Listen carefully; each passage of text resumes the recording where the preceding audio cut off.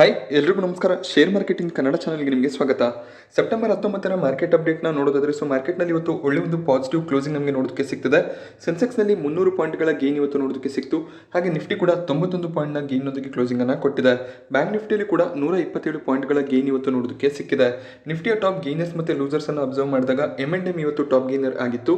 3% upside M&M ಅಲ್ಲಿ ನೋಡೋದಕ್ಕೆ ಸಿಕ್ಕಿದೆ. ಹಾಗೆ ಬಜಾಜ್ ಫೈನಾನ್ಸ್ ಕೂಡ 3% ಅಪ್ಸೈಡ್ ನೊಂದಿಗೆ ಕ್ಲೋಸಿಂಗ್ ಅನ್ನು ಕೊಟ್ಟಿದೆ. ಬಜಾಜ್ ಫೈನಾನ್ಸ್ ನ ಈ ಒಂದು ರ್ಯಾಲಿಗೆ ಮೇಜರ್ ರೀಸನ್ ಜೆಫ್ರೀಸ್ ಇಲ್ಲಿ 8,000 ಟಾರ್ಗೆಟ್ ಪ್ರೈಸ್ ಅನ್ನು ಕೊಟ್ಟಿದ್ದಾರೆ. SBI life insurance, Adani ports, HUL ಕೂಡ 2% ಹೆಚ್ಚಾಗಿ ಇವತ್ತು ಅಪ್ಸೈಡ್ ಅಲ್ಲಿ ಕ್ಲೋಸ್ ಆಗಿದೆ. ಟಾಪ್ ಲೂಸರ್ ಸೆಗ್ಮೆಂಟ್ ಅಲ್ಲಿ ಟಾಟಾ ಸ್ಟೀಲ್ ಮತ್ತೆ ಟಾಟಾ ಮೋಟಾರ್ ನೋಡೋದಕ್ಕೆ ಸಿಗ್ತದೆ. ಟಾಟಾ ಸ್ಟೀಲ್ ನಲ್ಲಿ 2.5% ಕರೆಕ್ಷನ್ ನೋಡೋದಕ್ಕೆ ಸಿಕ್ತು. ಟಾಟಾ ಮೋಟಾರ್ಸ್ ಕೂಡ 1.5% ಕರೆಕ್ಟ್ ಆಗಿದೆ.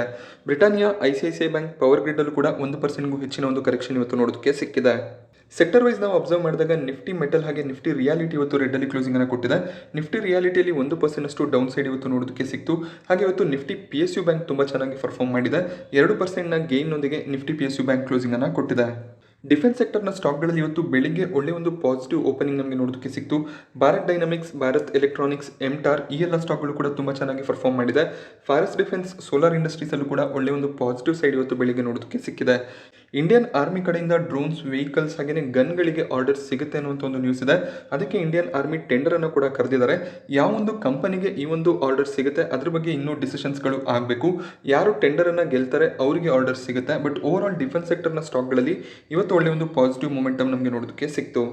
ಅದಾನಿ ಗ್ರೂಪ್ ರೀಸೆಂಟ್ ಆಗಿ ಆಲ್ಕಿಮ್ನಿಂದ ಅಂಬುಜಾ ಸಿಮೆಂಟ್ ಮತ್ತೆ ACCಯ ಸ್ಟೇಕ್ ಅನ್ನ ಬೈ ಮಾಡ್ಕೊಂಡಿದ್ರು. ಸೊ ಇದಾದ್ಮೇಲೆ ಗೌತಮ್ ಅದಾನಿ ಅವರು ಒಂದು ಸ್ಟೇಟ್ಮೆಂಟ್ ಅನ್ನ ಕೊಟ್ಟಿದ್ದಾರೆ. ಸೊ ಈಗ Adani group second largest cement manufacturers ಆಗಿರ್ತಾರೆ. ಹಾಗೆಯೇ ಮುಂದೆ ಬರುವಂತಹ ದಿನಗಳಲ್ಲಿ ಅತಿ ಹೆಚ್ಚಿನ ಒಂದು ಸಿಮೆಂಟ್ ಅನ್ನ ನಾವು ಮ್ಯಾನುಫ್ಯಾಕ್ಚರ್ ಮಾಡ್ತೀವಿ.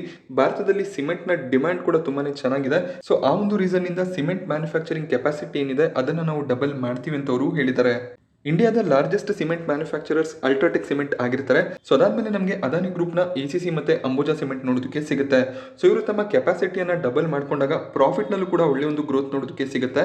ಸೊ ಮುಂದೆ ಬರುವಂತಹ ದಿನಗಳಲ್ಲಿ ಮೋಸ್ಟ್ ಪ್ರಾಫಿಟಬಲ್ ಸಿಮೆಂಟ್ ಬಿಸ್ನೆಸ್ ಆಗ್ತೀವಿ ಅಂತ ಗೌತಮ್ ಅದಾನಿ ಅವರು ಸ್ಟೇಟ್ಮೆಂಟ್ ಅನ್ನ ಕೊಟ್ಟಿದ್ದಾರೆ. ಸೊ ಆ ಒಂದು ನ್ಯೂಸ್ ನಿಂದ ಅಂಬುಜಾ ಸಿಮೆಂಟ್ ಇವತ್ತು 9% ಅಪ್ಸೈಡ್ ನೊಂದಿಗೆ ಕ್ಲೋಸಿಂಗ್ ಅನ್ನ ಕೊಟ್ಟಿದೆ. ಅದಾನಿ ಗ್ರೂಪ್ ಅಂಬುಜಾ ಸಿಮೆಂಟ್ ಅಲ್ಲಿ 60% ಹೆಚ್ಚಿನ ಒಂದು ಸ್ಟೇಕ್ ಅನ್ನ ಡೈರೆಕ್ಟ್ ಆಗಿ ಹೊಂದಿದ್ದಾರೆ. ಹಾಗೆ ACC ಅಲ್ಲಿ ಇಂಡೈರೆಕ್ಟ್ ಆಗಿ ಅವರು ಸ್ಟೇಕ್ ಅನ್ನ ಹೊಂದಿದ್ದಾರೆ. ಸೊ ಆ ಒಂದು ರೀಸನ್ ಇಂದ ಅಂಬುಜಾ ಸಿಮೆಂಟ್ ಅಲ್ಲಿ ಇವತ್ತು ಒಳ್ಳೆ ಒಂದು ಗೇನ್ಸ್ ನಮಗೆ ನೋಡೋದಕ್ಕೆ ಸಿಕ್ಕಿದೆ. ACC ಕೂಡ 1% ಅಪ್ಸೈಡ್ ನೊಂದಿಗೆ ಇವತ್ತು ಕ್ಲೋಸ್ ಆಗಿದೆ. ಸೊ ಈ ರೀತಿಯ ಸ್ಟೇಟ್ಮೆಂಟ್ಗಳು ಕಂಪನಿಯ ಮ್ಯಾನೇಜ್ಮೆಂಟ್ನ ಕಡೆಯಿಂದ ಆಗಾಗ ಬರ್ತಿರುತ್ತೆ. ಸೊ ಯಾರು ಅಂಬುಜಾ ಸಿಮೆಂಟ್ ಅಲ್ಲಿ ಈಗ ಎಂಟ್ರಿನ ತಗೋತಿದ್ರ ಸ್ವಲ್ಪ ಕೇರ್ಫುಲ್ ಆಗಿರಬೇಕಾಗುತ್ತೆ. ತುಂಬಾನೇ ಹೈಯರ್ ವ್ಯಾಲ್ಯೂಷನ್ ಅಲ್ಲಿ ಅಂಬುಜಾ ಸಿಮೆಂಟ್ ಟ್ರೇಡ್ ಆಗ್ತದೆ. ACC ಓಕೆ ಒಂದು ಒಳ್ಳೆ ವ್ಯಾಲ್ಯೂಷನ್ ಅಲ್ಲಿ ಟ್ರೇಡ್ ಆಗ್ತದೆ. ಬಟ್ ಅಂಬುಜಾ ಸಿಮೆಂಟ್ ತುಂಬಾನೇ ರನ್ ಆಗಿದೆ. ಸೊ ಅದ್ರ ಬಗ್ಗೆ ಗಮನವನ್ನ ಇಡಬೇಕಾಗುತ್ತೆ. ಸೊ ಅದಾನಿ ಗ್ರೂಪ್ ನ ಎಲ್ಲ ಸ್ಟಾಕ್ಗಳು ಕೂಡ ಓವರ್ ವ್ಯಾಲ್ಯೂಡ್ ಆಗಿ ಟ್ರೇಡ್ ಆಗ್ತದೆ. ಅದೇ ರೀತಿಯಲ್ಲಿ ಈ ಸ್ಟಾಕ್ಗಳು ಕೂಡ ಅಷ್ಟೇ ಓವರ್ ವ್ಯಾಲ್ಯೂಡ್ ಆಗಿ ಟ್ರೇಡ್ ಆಗ್ತಿದಾವೆ. ಅದಾನಿ ಗ್ರೂಪ್ ಈ ಸ್ಟಾಕ್ ಗಳಲ್ಲಿ ಸ್ಟೇಕ್ ಅನ್ನ ಬೈ ಮಾಡ್ತಾರೆ ಅನ್ನುವಂತ ಒಂದು ನ್ಯೂಸ್ ನಿಂದ ಕೂಡ ಒಳ್ಳೆ ಮೊಮೆಂಟಮ್ ಬಂದಿತ್ತು. ಸೊ ಈಗ ಗೌತಮ್ ಅದಾನಿ ಅವರು ಸಿಮೆಂಟ್ ಬಿಸ್ನೆಸ್ ಅನ್ನ ಇನ್ನಷ್ಟು ಇಂಪ್ರೂವ್ ಮಾಡ್ತೀವಿ, ಕೆಪಾಸಿಟಿ ಎಕ್ಸ್ಪಾಂಡಿಚರ್ ಅನ್ನ ಮಾಡ್ತೀವಿ ಅಂತ ಹೇಳಿರೋದ್ರಿಂದ ಅಂಬುಜಾ ಸಿಮೆಂಟ್ ಒಂದೇ ದಿನ 10% ಗೇನ್ ಆಗಿದೆ. ಸೊ ಇಲ್ಲಿ ಎಂಟರ್ ಆಗ್ತಿರೋರು ಸ್ವಲ್ಪ ಕೇರ್ಫುಲ್ ಆಗಿರೋದು ಒಳ್ಳೇದು. ಕೈಯಲ್ಲಿ ಹಣವಿಲ್ಲದಂತಾದ್ರೆ ಸಾಲ ಹೆಚ್ಚಾಗ್ಬಿಟ್ರೆ ಮನುಷ್ಯ ಎಲ್ಲವೂ ಕಳೆದುಕೊಂಡ್ರೆ ಮಂಕಾಗ್ಬಿಡ್ತಾನೆ. ನಿಮ್ಮಿಂದ ತಪ್ಪಿಸಿಕೊಂಡು ಹುಚ್ಚು ಕುದುರೆಯಂತೆ ಓಡುತ್ತಿರುವ ಹಣಕ್ಕೆ ಲಗಾಮು ಹಾಕಲು ಲೇಖಕರು ನಮ್ಮ ಕೈಗೆ ಲಗಾಮು ಕೊಟ್ಟಿದ್ದಾರೆ. ಪ್ರತಿಯೊಬ್ಬ ವ್ಯಕ್ತಿಯ ಜೀವನದಲ್ಲೂ ಕೂಡ ಫೈನಾನ್ಷಿಯಲ್ ಪ್ರಾಬ್ಲಮ್ಸ್ ಇದೇ ಇರುತ್ತೆ. ನಮ್ಮ ಗೋಲ್ಸ್ ಅನ್ನ ನಾವು ಅಚೀವ್ ಮಾಡೋದಕ್ಕೋಸ್ಕರ ಲೋನ್ಗಳನ್ನ ತಗೋತೀವಿ, ಲೋನ್ಗಳ ಮೇಲೆ EMI ಅನ್ನ ಕಟ್ತಿರ್ತೀವಿ. ಸ್ವಂತ ಸಂದರ್ಭದಲ್ಲಿ ಫೈನಾನ್ಷಿಯಲ್ ಪ್ರಾಬ್ಲಮ್ಸ್ ಆಗ್ತಾ ಇರುತ್ತೆ. ಫೈನಾನ್ಷಿಯಲ್ ಕ್ರೈಸಿಸ್ ಈ ಒಂದು ಪುಸ್ತಕದ ಆಡಿಯೋ ಸಮರಿ ಕುಕು FM ಆಪ್ ಅಲ್ಲಿ ಅವೈಲೇಬಲ್ ಇದೆ. ಈ ಪುಸ್ತಕದ ಆಡಿಯೋ ಸಮರಿಯನ್ನು ನೀವು ಕನ್ನಡದಲ್ಲೇ ಕೇಳಬಹುದಾಗುತ್ತೆ. 10 ಎಪಿಸೋಡ್ಗಳು ನಮಗೆ ಈ ಒಂದು ಆಡಿಯೋ ಸಮರಿಯಲ್ಲಿ ನೋಡೋದಕ್ಕೆ ಸಿಗುತ್ತೆ. ಈ 10 ಆಡಿಯೋ ಸಮರಿಗಳಲ್ಲಿ ನಾವು ಫೈನಾನ್ಷಿಯಲ್ಸ್ ಅನ್ನ ಯಾವ ರೀತಿಯಲ್ಲಿ ಹ್ಯಾಂಡಲ್ ಮಾಡಬಹುದು ಅದರ ಬಗ್ಗೆ ಕ್ಲಿಯರ್ ಆಗಿ ಎಕ್ಸ್ಪ್ಲನೇಷನ್ಸ್ ಅನ್ನ ಕೊಟ್ಟಿದ್ದಾರೆ.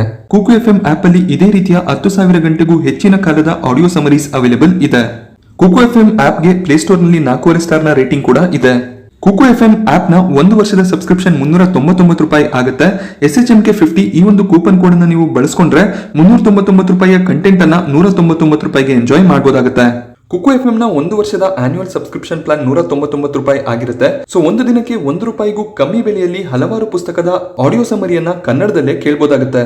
ಆಪ್ ಅನ್ನ ಡೌನ್ಲೋಡ್ ಮಾಡ್ಕೊಳ್ಳೋದಕ್ಕೆ ಲಿಂಕ್ ಮತ್ತೆ ಕೂಪನ್ ಕೋಡ್ ನಿಮಗೆ ಡಿಸ್ಕ್ರಿಪ್ಷನ್ ಬಾಕ್ಸ್ ಹಾಗೆ ಕಮೆಂಟ್ ಸೆಕ್ಷನ್ ಅಲ್ಲಿ ಅವೈಲೇಬಲ್ ಇರುತ್ತೆ. ಅದಾನಿ ಪವರ್ ನ ಪ್ರಮೋಟರ್ ಎಂಟಿಟಿ ಆಗಿರುವಂತಹ ಅದಾನಿ ಪ್ರಾಪರ್ಟೀಸ್ ಮೇ 29, 2020ಕ್ಕೆ ಅದಾನಿ ಪವರ್ ಅನ್ನ ಮಾರ್ಕೆಟ್ ಇಂದ ಡಿಲಿಸ್ಟ್ ಮಾಡ್ತೀವಿ ಅಂತ ಎಕ್ಸ್ಚೇಂಜಸ್ ಗಳಿಗೆ ಪ್ರಪೋಸಲ್ ಅನ್ನ ಇಟ್ಟಿದ್ರು. ಆ ಪ್ರಪೋಸಲ್ ಗೆ ಎಕ್ಸ್ಚೇಂಜಸ್ ಕಡೆಯಿಂದ ಯಾವುದೇ ಒಂದು ರೆಸ್ಪಾನ್ಸ್ ಬಂದಿಲ್ಲ. ಸೊ ಈಗ ಅದಾನಿ ಪ್ರಾಪರ್ಟೀಸ್ ತಮ್ಮ ಡಿಲಿಸ್ಟಿಂಗ್ ಪ್ಲಾನ್ ಏನಿತ್ತು ಅದನ್ನ ಕೈ ಬಿಟ್ಟಿದ್ದಾರೆ. ಸೊ ಅದಾನಿ ಪವರ್ ಈಗ ಮಾರ್ಕೆಟ್ನಲ್ಲಿ ಯಾವ ರೀತಿಯಲ್ಲಿ ಟ್ರೇಡ್ ಆಗ್ತಿದೆ, ಸೊ ಅದೇ ರೀತಿಯಲ್ಲಿ ಕಂಟಿನ್ಯೂ ಆಗುತ್ತೆ. ಡಿಲಿಸ್ಟಿಂಗ್ನ ಪ್ಲಾನ್ ಕಂಪ್ಲೀಟ್ ಆಗಿ ಡ್ರಾಪ್ ಆಗಿದೆ.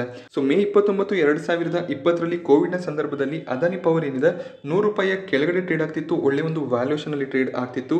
ಈಗ ಅದಾನಿ ಪವರ್ ₹400 ಪ್ರೈಸ್ನ ಹತ್ತತ್ರ ಟ್ರೇಡ್ ಆಗ್ತಾ ಇದೆ.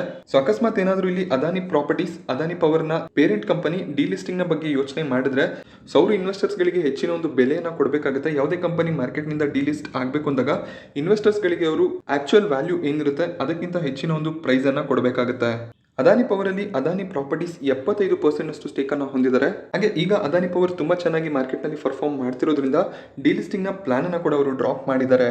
ಇಂಡಸ್ ಟವರ್ ಅಲ್ಲಿ ಇವತ್ತು 3% ಅಷ್ಟು ಡೌನ್ ಸೈಡ್ ನೋಡೋದಕ್ಕೆ ಸಿಕ್ತು. ಇದಕ್ಕೆ major reason CEO resignation. Bimal Dayal ಅವರು ರೆಸಿಗ್ನೇಷನ್ ಅನ್ನು ಸಬ್ಮಿಟ್ ಮಾಡಿದ್ದಾರೆ. ಸೊ ಕಳೆದ ಶುಕ್ರವಾರ ಅವರ ಕೊನೆಯ ವರ್ಕಿಂಗ್ ಡೇ ಆಗಿತ್ತು. ಸೊ ಈಗ ಇಂಡಸ್ ಟವರ್ನ ಸಿಒಒ, ಸಿಎಫ್ಒ ಅಂದರೆ ಚೀಫ್ ಆಪರೇಟಿಂಗ್ ಆಫೀಸರ್ ಮತ್ತು ಚೀಫ್ ಫೈನಾನ್ಷಿಯಲ್ ಆಫೀಸರ್ ಇವರು ಕಂಪನಿಯ ಬಿಸ್ನೆಸ್ ಅನ್ನು ಹ್ಯಾಂಡಲ್ ಮಾಡ್ತಾರೆ.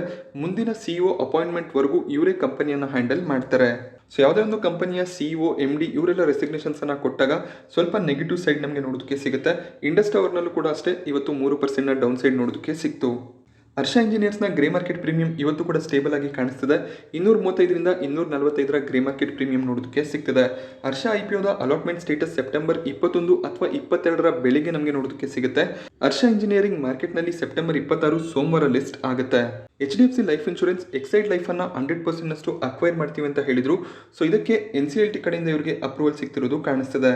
ಎಕ್ಸೈಡ್ ಲೈಫ್ ಮಾರ್ಕೆಟ್ನಲ್ಲಿ ಲಿಸ್ಟ್ ಆಗಿಲ್ಲ. ಎಕ್ಸೈಡ್ ಲೈಫ್ನ ಪೇರೆಂಟ್ ಕಂಪನಿ ಎಕ್ಸೈಡ್ ಇಂಡಸ್ಟ್ರೀಸ್ ಮಾರ್ಕೆಟ್ನಲ್ಲಿ ಲಿಸ್ಟ್ ಆಗಿದೆ. ಎಕ್ಸೈಡ್ ಇಂಡಸ್ಟ್ರೀಸ್ ತಮ್ಮ ಇನ್ಶೂರೆನ್ಸ್ ಬಿಸ್ನೆಸ್ ಅನ್ನ HDFC ಲೈಫ್ಗೆ ಸೆಲ್ ಮಾಡಿದ್ದಾರೆ. ಸೊ 8.7 ಕೋಟಿ ಶೇರ್ಗಳನ್ನು ಅವರು HDFC ಲೈಫ್ಗೆ ಸೆಲ್ ಮಾಡಿದ್ದಾರೆ. ಸೊ ಈ ಒಂದು ಟೋಟಲ್ ಡೀಲ್ನ ವ್ಯಾಲ್ಯೂ 6,687 ಕೋಟಿ ನಮಗೆ ನೋಡೋದಕ್ಕೆ ಸಿಗುತ್ತೆ. ಎಕ್ಸೈಡ್ ಲೈಫ್ನ ಒಂದು ಶೇರ್ನ ಬೆಲೆ ₹685. ಸೊ ಟೋಟಲ್ ವ್ಯಾಲ್ಯೂ ನಮಗೆ 6,687 ಕೋಟಿ ನೋಡೋದಕ್ಕೆ ಸಿಗುತ್ತೆ. ಸೊ ಈಗ ಎಕ್ಸೈಡ್ ಲೈಫ್ನ ಕಸ್ಟಮರ್ಸ್ ಏನಿದ್ದಾರೆ ಅವರು HDFC ಲೈಫ್ನ ಕಸ್ಟಮರ್ಸ್ ಆಗ್ತಾರೆ. HDFC ಲೈಫ್ ತಮ್ಮ ಓವರ್ ಆಲ್ ಬಿಸ್ನೆಸ್ ಅನ್ನ ಇಂಪ್ರೂವ್ ಮಾಡುವಂತ ಪ್ಲಾನ್ಸ್ ಗಳನ್ನ ಹೊಂದಿದ್ದಾರೆ.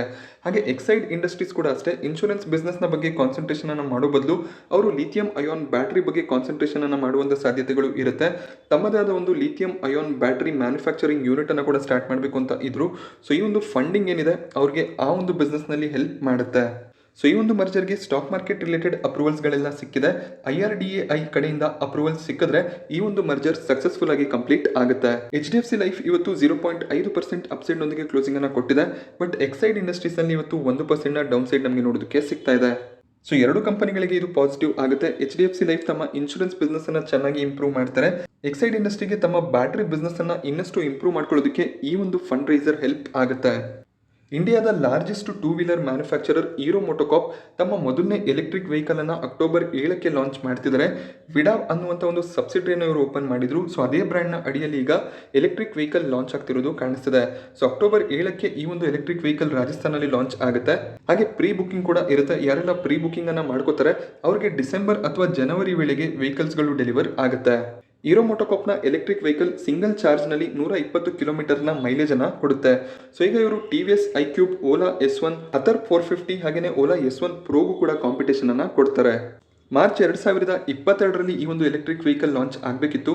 ಬಟ್ ಸ್ವಲ್ಪ ಸಪ್ಲೈ ಚೈನ್ ಇಶ್ಯೂಸ್ ಇದ್ದಿದ್ರಿಂದ ಅಕ್ಟೋಬರ್ನಲ್ಲಿ ಈ ಒಂದು ವೆಹಿಕಲ್ ಲಾಂಚ್ ಆಗ್ತಾ ಇದೆ. ಸೊ ಹೀರೋ ಮೋಟೋಕಾರ್ಪ್ ಇವತ್ತು ಫ್ಲಾಟ್ ಆಗಿ ಕ್ಲೋಸ್ ಆಗಿದೆ. 0.5% ಅಪ್ಸೈಡ್ ನಮಗೆ ನೋಡೋದಕ್ಕೆ ಸಿಗ್ತದೆ. ಹೀರೋ ಮೋಟೋಕಾರ್ಪ್ನ ಎಲೆಕ್ಟ್ರಿಕ್ ವೆಹಿಕಲ್ಸ್ನ ಸೇಲ್ಸ್ ಯಾವ ರೀತಿಯಲ್ಲಿ ಇರುತ್ತೆ ಅದೊಂದು ಮೇಜರ್ ಫ್ಯಾಕ್ಟರ್ ಆಗಿರುತ್ತೆ.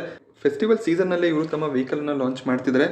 ಸೊ ಎಷ್ಟು ಬುಕಿಂಗ್ಸ್ ಬರುತ್ತೆ, ಎಷ್ಟು ಸೇಲ್ಸನ್ನು ಮಾಡ್ತಾರೆ ಅದು ನಮಗೆ Q3 ರಿಸಲ್ಟ್ನಲ್ಲಿ ನೋಡೋದಕ್ಕೆ ಸಿಗುತ್ತೆ.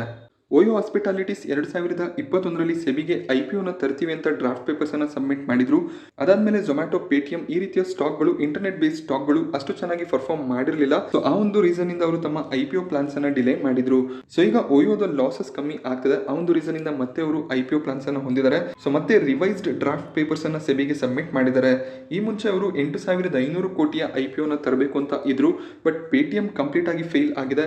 ಅದೇ ರೀತಿಯಲ್ಲಿ ಪಾಲಿಸಿ ಬಜಾರ್, ಝೊಮ್ಯಾಟೊ ಸ್ಟಾಕ್ಗಳಲ್ಲೂ ಕೂಡ ತುಂಬಾನೇ ಕರೆಕ್ಷನ್ ನೋಡೋದಕ್ಕೆ ಸಿಕ್ತು. ಸೊ ನೋಡಬೇಕಾಗುತ್ತೆ ಎಷ್ಟು ಅಮೌಂಟ್ನ IPOನ ಇವರು ಫೈನಲ್ ಆಗಿ ತರ್ತಾರೆ ಅಂತ. ಲಾಸಸ್ ಕಮ್ಮಿ ಆಗ್ತದೆ, ಬಟ್ ಸ್ಟಿಲ್ ಓಯೋ ಒಂದು ಲಾಸ್ ಮೇಕಿಂಗ್ ಬಿಸ್ನೆಸ್ ಆಗಿರುತ್ತೆ. ಸೊ ಇವರು IPO ತರ್ತಿರೋದಕ್ಕೆ ಮುಖ್ಯವಾದ ಉದ್ದೇಶ ಏನು ಅಂದ್ರೆ ಅವರು ತುಂಬಾನೇ ಲೋನ್ಸ್ಗಳನ್ನ ಪಡ್ಕೊಂಡಿದ್ದಾರೆ. ಆ ಲೋನ್ಸ್ ಅನ್ನ ಕ್ಲಿಯರ್ ಮಾಡೋದಕ್ಕೆ ಈ IPOನ ತರ್ತಿದ್ದಾರೆ. ಸೊ ಮುಂಚೆ ಸಬ್ಮಿಟ್ ಮಾಡಿದಂತಹ ಡ್ರಾಫ್ಟ್ ಪೇಪರ್ಸ್ನಲ್ಲಿ 7,000 ಕೋಟಿಯ ಫ್ರೆಶ್ ಇಶ್ಯೂ ಅನ್ನ ತರ್ತೀವಿ, ಹಾಗೆ 1,430 ಕೋಟಿಯ ಆಫರ್ ಫಾರ್ ಸೇಲ್ ಇರುತ್ತೆ ಅಂತ ಅವರು ಹೇಳಿದ್ರು. ಸೊ ನೋಡಬೇಕು ಈ ಒಂದು ಡ್ರಾಫ್ಟ್ ಪೇಪರ್ಸ್ನಲ್ಲಿ ಎಷ್ಟು ಅಮೌಂಟನ್ನು ಇವರು ಕೋಟ್ ಮಾಡ್ತಾರೆ ಅಂತ. ಸೊ ನಾನಿವತ್ತು ನಿಮಗೆ ಮಾರ್ಕೆಟ್ನ ಬಗ್ಗೆ ಕೊಟ್ಟಂಥ ಇನ್ಫಾರ್ಮೇಷನ್ ಇಷ್ಟ ಅಂದರೆ ವಿಡಿಯೋನ ಲೈಕ್ ಮಾಡಿ, ಹಾಗೆ ನೀವು ಚಾನಲ್ಗೆ ಹೊಸಬರಾದರೆ ಚಾನಲ್ನ ಸಬ್ಸ್ಕ್ರೈಬ್ ಮಾಡ್ಕೊಳ್ಳಿ. ಇದೇ ರೀತಿಯ ಮಾರ್ಕೆಟ್ ಅಪ್ಡೇಟ್ಸ್ಗಳನ್ನು ನಾನು ರೆಗ್ಯುಲರ್ ಆಗಿ ಪ್ರೊವೈಡ್ ಮಾಡ್ತಿರ್ತೀನಿ.